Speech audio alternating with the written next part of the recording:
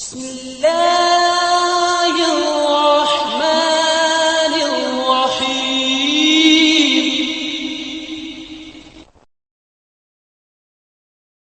السلام علیکم ورحمۃ اللہ وبرکاتہ. الحمد للہ رب العالمین والصلاة والسلام علی رسول اللہ. اما بعد. حضرت خولہ انصاریہ رضی اللہ تعالی عنہ روایت کرتی ہیں، رسول اللہ صلی اللہ علیہ وآلہ وسلم نے فرمایا، وہ لوگ جو اللہ کے مال میں ناحق دخل اندازی کرتے ہیں ان کے لیے قیامت والے دن آگ ہے. او کما قال النبی صلی اللہ علیہ وآلہ وسلم.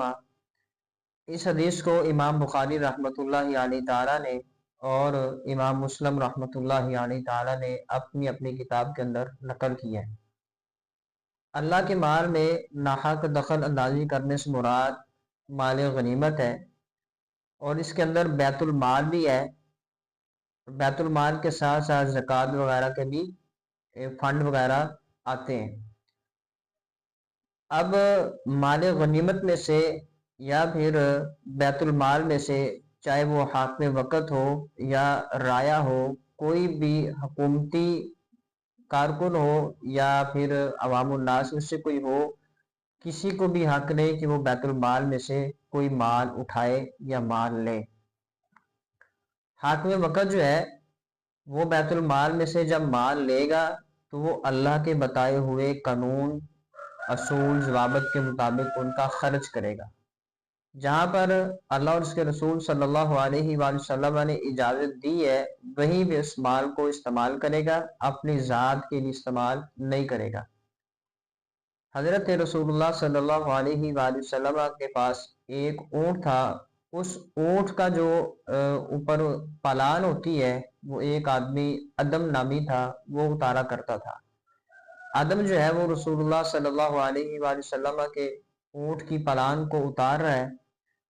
ایک نامعلوم تیر لگتا ہے. نامعلوم تیر سے مراد کہ تیر کس نے مارا، کیوں مارا، اس کی کوئی خبر نہیں، یہ اللہ بہتر جانتا ہے. اب وہ فوت ہو جاتا ہے تو صحابہ نے فرمایا کہ یہ بندہ جنتی ہے، شہید ہے. تو نبی صلی اللہ علیہ وآلہ وسلم نے فرمایا کہ خیبر والے دن مال غنیمت تقسیم ہونے سے پہلے اس بندے نے جو چادر اٹھائی تھی وہ چادر جو ہے آگ کا شعلہ بن کر اس کے اوپر برس رہی ہے. او کما قال نبی صلی اللہ علیہ وآلہ وسلم. تو ایک بندہ نبی صلی اللہ علیہ وآلہ وسلم کے پاس آیا، فرمایا یا رسول اللہ صلی اللہ علیہ وآلہ وسلم، جوتے کا ایک یا دو تسمے وہ لے کے آیا تھا. فرمایا کہ یہ جو تسمے ہیں یہ آگ کے ہیں، یعنی کہ مال غنیمت سے پہلے اٹھائے تھے. تو حاکم وقت ہو یا کوئی عام بندہ ہو، کسی کو بھی بیت المال میں سے اپنی ذات کے لیے خرچ کرنے کی اجازت نہیں ہے. اس کے اندر زکوٰۃ بھی آتی ہے. جو صاحب نصاب ہے زکوٰۃ نہیں دیتے وہ بھی ان لوگوں میں آتے ہیں جو لوگ اللہ کے حق میں اللہ تعالیٰ کے مال میں ناحق دخل اندازی کرتے ہیں. تو ہم نے اللہ سبحانہ و تعالیٰ کی توفیق سے اگر ہمارے اوپر زکوٰۃ فرض ہے تو ہم نے دینی ہے. البتہ ہم نے بیت المال میں سے یا کسی بھی ایسے ذریعے سے جہاں پہ اللہ کا حق ہے، ہم نے وہاں سے انشاءاللہ 1 روپیہ بھی نہیں کھانا. اس میں میرے لیے آپ کے لیے یہی درس ہے کہ اگر ہمارے پاس اللہ نے ہمیں استطاعت دی ہے، مال دی ہے، زکوٰۃ ہمارے اوپر واجب ہے تو ہم نے اللہ کے راستے میں خرچ کرنی ہے. اگلی جو حدیث ہے وہ میرے اور آپ کے معاشرے کے ریلیٹڈ ہے کہ نبی صلی اللہ علیہ وآلہ وسلم نے ظلم کرنے سے منع کیا ہے.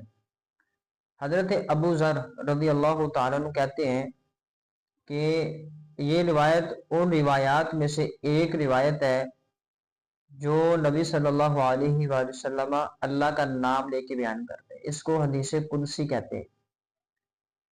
اللہ کے نبی صلی اللہ علیہ وآلہ وسلم فرماتے ہیں کہ اللہ فرماتا ہے میں نے اپنے اوپر ظلم کو حرام کر لیا ہے، میں نے اپنے اوپر ظلم کو حرام کر لیا ہے اور تمہارے اوپر بھی اس کو حرام کرتا ہوں، بس تم آپس میں ایک دوسرے کے اوپر ظلم نہ کرو. او کما قال نبی صلی اللہ علیہ وآلہ وسلم. اب میرا اور آپ کا ظلم جو ہے وہ ہم پچھلی کلاسوں میں پڑھ چکے ہیں کہ ہم کیسے کسی کے اوپر ظلم کرتے ہیں. کسی کا ناحق مال کھا کے، کسی کی عزت کو اچھال کے، کسی کی تذلیل کر کے، کسی کی توہین کر کے، کسی کی چوری کر کے، کسی کے اوپر الزام، بہتان، کسی کی غیبت، یہ سارے معاملات ظلم کے اندر آتے ہیں۔ تو ہم نے ظلم سے انشاءاللہ بچنا ہے اور اپنے شر سے لوگوں کو بھی بچانا ہے۔ اب بات آتی ہے اللہ کے ظلم کی۔ اللہ ظلم کرنا تو بڑی دور کی بات، قرآن مجید اس بات کی گواہی دیتا ہے کہ اللہ سبحانہ و تعالیٰ فرماتا ہے کہ وَمَا اللَّهُ يُرِيدُ ظُلْمًا لِلْعَالَمِينَ، اللہ ارادہ بھی نہیں رکھتا، اللہ سبحانہ و تعالیٰ اس بات کا ارادہ بھی نہیں رکھتا کہ اللہ جہان والوں کے اوپر ظلم کرے۔ میں اور آپ ظلم کر سکتے ہیں، کرتے ہیں۔ اللہ کے بارے میں قرآن کہتا ہے کہ اللہ ارادہ بھی نہیں رکھتا، اللہ سوچتا بھی نہیں کہ میں نے جہان والوں کے اوپر ظلم کرنا ہے، اللہ کا ارادہ نہیں ہے۔ تو اب ہماری بیماریاں، پریشانیاں، ٹینشنیں، مصیبتیں، آزمائشیں، یہ سب کیا ہے؟ یہ سب میرے اور آپ کے ہاتھوں کی کمائی ہے۔ کسبت ایدی الناس، لوگوں کے ہاتھوں کی کمائی ہے۔ ہم گناہ کرتے ہیں، اس کی سزا ملتی ہے۔ ہم اللہ کی حدود کو پامال کرتے ہیں، سزا ملتی ہے۔ ہم اللہ کے بتائے ہوئے احکامات کی خلاف ورزی کرتے ہیں، سزا ملتی ہے۔ تو یہ میرا اور آپ کا اپنا مسئلہ ہے کہ ہم نے اللہ کے دائرے میں رہ کے زندگی گزارنی ہے۔ جو لوگ اللہ کے دائرے میں رہ کے زندگی گزارتے ہیں، ان لوگوں کے آپ چہرے دیکھیں تو وہ تر و تازہ ہوتے ہیں، چاہے وہ دنیا سے چلے جائیں تبھی تر و تازہ ہیں، اور جب وہ دنیا کے اوپر زندہ ہوتے ہیں تو ان کی زندگیاں بڑی خوشحالی والی ہوتی ہیں۔ اللہ مجھے اور آپ کو بھی ان لوگوں میں سے شامل فرمائے۔ اگلی جو حدیث ہے اس کا بھی تعلق میرے اور آپ کے معاشرے کے ساتھ ہے، اور یہ بڑا اہم مسئلہ ہے، غیبت۔ غیبت کے متعلق حضرت ابو ہریرہ رضی اللہ تعالیٰ عنہ اس حدیث کے راوی ہیں، فرماتے کہ رسول اللہ صلی اللہ علیہ وسلم فرمایا کیا تم جانتے ہو غیبت کیا ہے؟ نبی علیہ السلام نے صحابہ سے پوچھا کیا تم جانتے ہو غیبت کیا ہے؟ تو صحابہ نے فرمایا کہ اللہ اور اس کے رسول صلی اللہ علیہ وسلم بہتر جانتے ہیں۔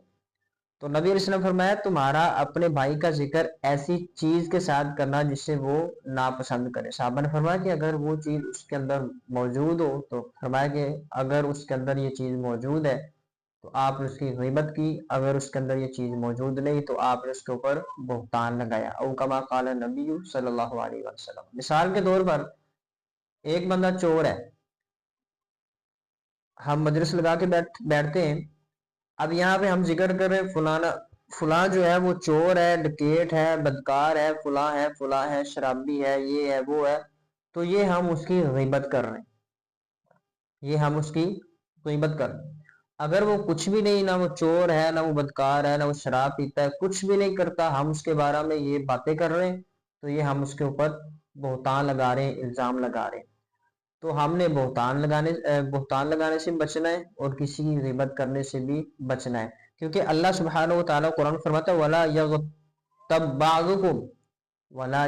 بَعْضُكُمْ، تم میں سے بعض کی غیبت نہ کرے۔ اللہ نے قرآن مجید کے اندر منع فرمایا ہے اور تم میں سے کوئی دوسرے کی غیبت نہ کرے۔ ہم نے غیبت سے بچنا ہے کیونکہ اللہ نے بھی منع کیا ہے اور رسول اللہ صلی اللہ علیہ وآلہ وسلم نے بھی اس چیز سے منع فرمایا۔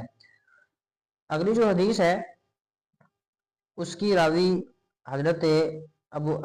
بھی حضرت ابو ہریرہ رضی اللہ تعالیٰ عنہ ہے، اور اس کا تعلق بھی میرے اور آپ کے معاشرے کے ساتھ ہے، اور یہ حدیث بھی بڑی اہم ہے۔ نبی صلی اللہ علیہ وآلہ وسلم فرماتے ہیں کہ ایک دوسرے کے ساتھ حسد نہ کرو۔ حسد کیا ہے؟ کرنا چاہیے، نہیں کرنا چاہیے، کن معاملات میں کرنا چاہیے، ہم یہ پیچھے پڑھ چکے ہیں۔ ایک دوسرے کے مقابلے میں ارادے خیر کے بغیر بولی نہ لگاؤ، یعنی کہ ایک بندہ چیز خریدنا ہی نہیں چاہتا لیکن وہ بولی پہ بولی لگائی جا رہا ہے کسی کو پھنسانے کے لیے۔ مثال کے طور پر ایک بندہ کہتا ہے یہ چیز 10 روپے کی ہے، وہ کہتا ہے جی میں 15 روپے میں لیتا ہوں، اب اس نے لینی نہیں ہے، بلا وجہ وہ بولی لگائی جا رہا ہے، تو اس سے رسول اللہ صلی اللہ علیہ وسلم نے منع فرمایا۔ اور ایک دوسرے سے دلی دشمنی جو ہے وہ نہیں رکھنی اور قطع تعلقی نہیں کرنی۔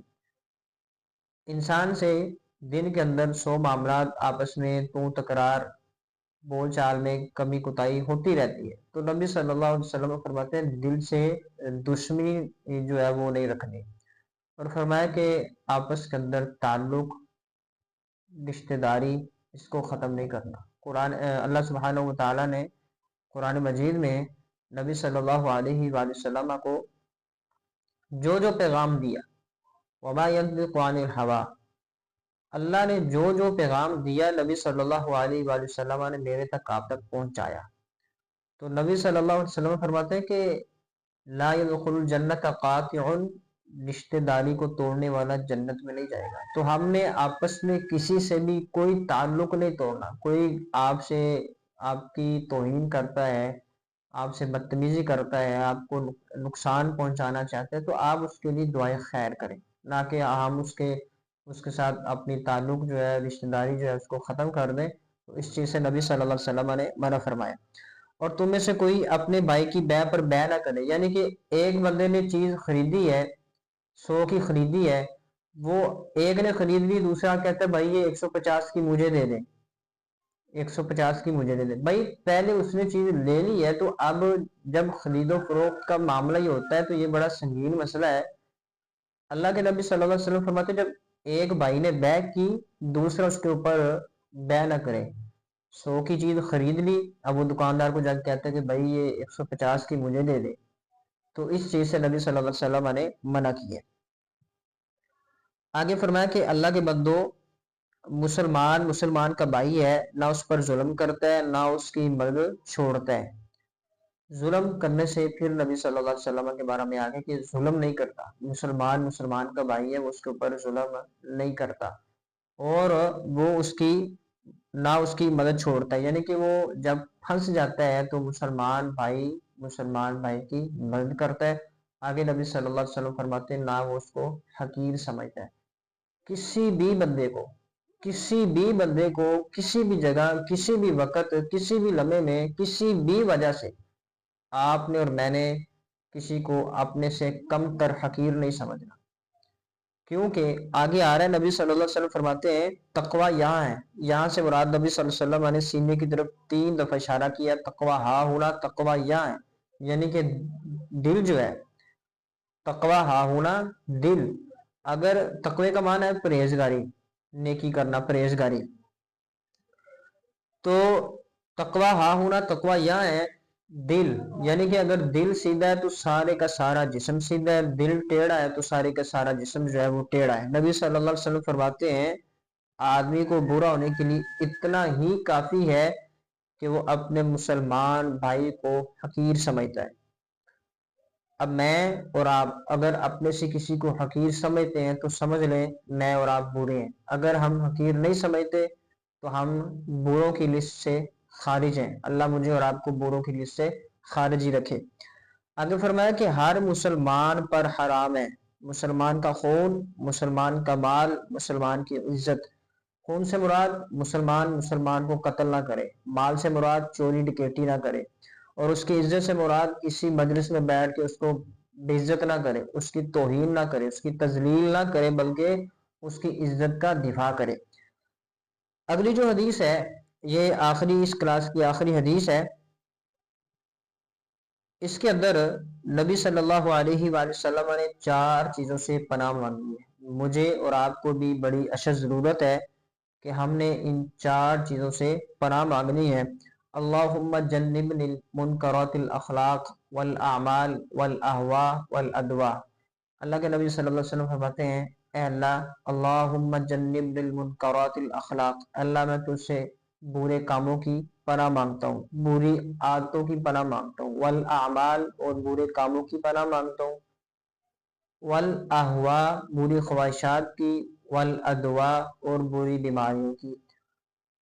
اگر کوئی بندہ چاہتا ہے کہ وہ ذہنی طور پر بھی سکون میں رہے، جسمانی طور پر بھی سکون میں رہے، تو یہ بندہ دعا کرتا رہے اللہم جنبنی المنکرات الاخلاق، اے اللہ میں تجھ سے بری عادتوں سے پناہ مانگتا ہوں، والاعمال برے کاموں سے، والاہواء بری خواہشات سے، والادواء اور بری بیماریوں سے۔ جب انسان بیمار ہوتا ہے تو کھانا پینا بھی چھوڑ دیتا ہے، عبادات میں بھی کمی واقع ہو جاتی ہے۔ تو آج کی اس کلاس کا خلاصہ یہ ہے کہ میں نے اور آپ نے اللہ سبحانہ و تعالیٰ کے بتائے ہوئے احکامات کے مطابق اپنی زندگی کو گزارنا ہے۔ جہاں پہ اللہ اور اس کے رسول صلی اللہ علیہ وسلم نے ہمیں منع کی ہے ہم نے وہاں سے رکنا ہے، جس کام کے کرنے کی ہمیں اجازت دی ہے، حکم ملا ہے، ہم نے وہ دوڑ کے کرنا ہے اور سب سے پہلے پہنچنا ہے۔ اللہ سبحانہ و تعالی مجھے اور آپ کو کتاب و سنت پر عمل کرنے کی توفیق عطا فرمائے۔ ھذا ما کان عندی واللہ اعلم بالصواب۔ السلام علیکم ورحمۃ اللہ وبرکاتہ۔